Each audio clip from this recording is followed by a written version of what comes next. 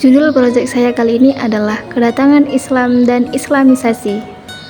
Assalamualaikum warahmatullahi wabarakatuh. Perkenalkan, nama saya Fitriani dengan NPM 2206110222 dengan tugas mata kuliah Sejarah Indonesia Masa Islam.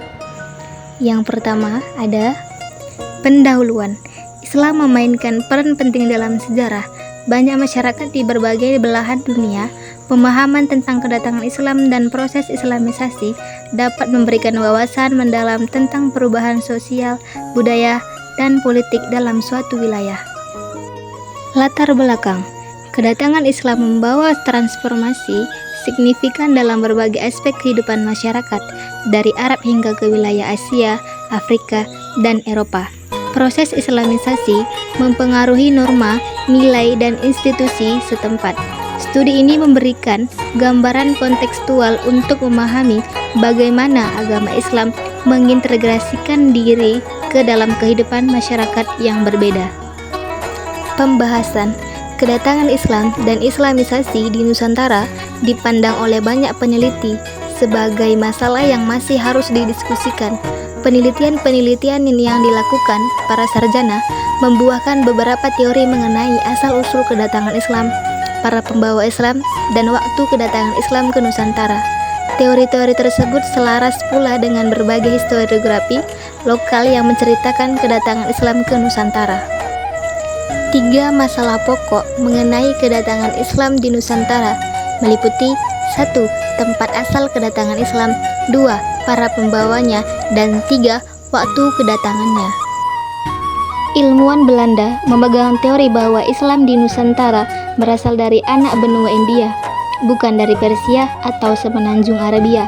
Teori ini kemudian dikembangkan oleh seorang orientalis Belanda, Christian Snoeckhoorn 1857 sampai 1936.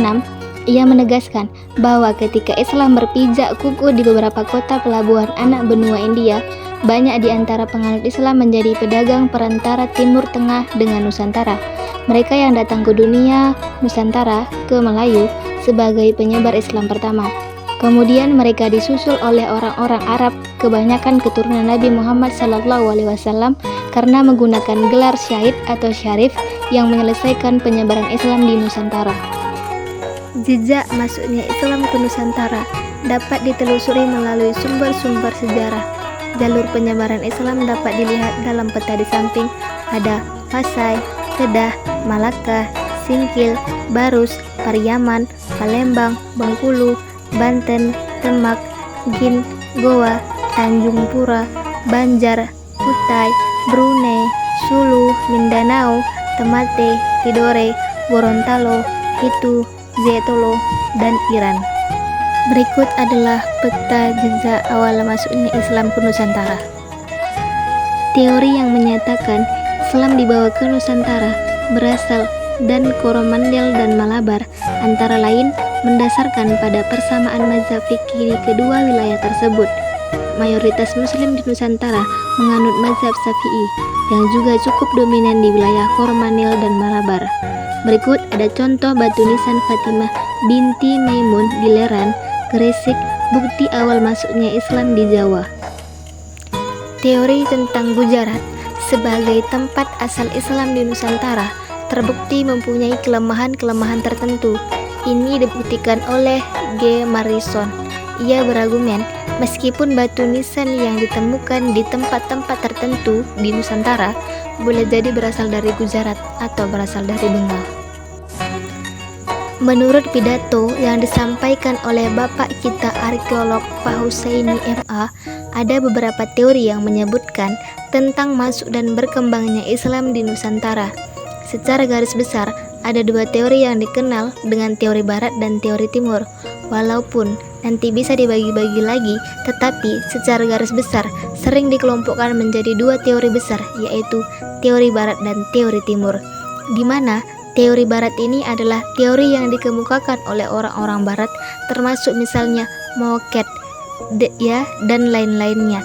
Jadi, pada umumnya, yang mensponsori teori ini adalah orang-orang kafir, orang-orang Barat. Kemudian ada teori Timur yang disampaikan, dikemukakan, atau disponsori oleh orang-orang Timur atau orang Muslim.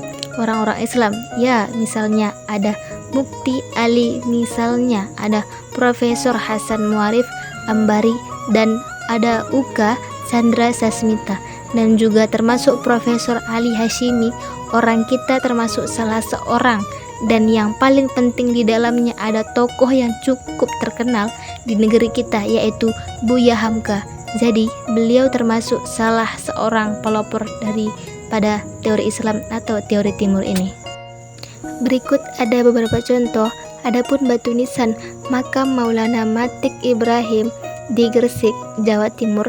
Maulana Malik Ibrahim adalah salah seorang di antara wali songo yang dipercayai mengislamkan Pulau Jawa. Beberapa teori tentang penyebaran dan motif penyebaran Islam di Nusantara. A. Para penyebar, pedagang muslim dan sufi pengembara. B. Motif penyebaran, ekonomi dan politik, serta rivalitas antara Islam dan Kristen.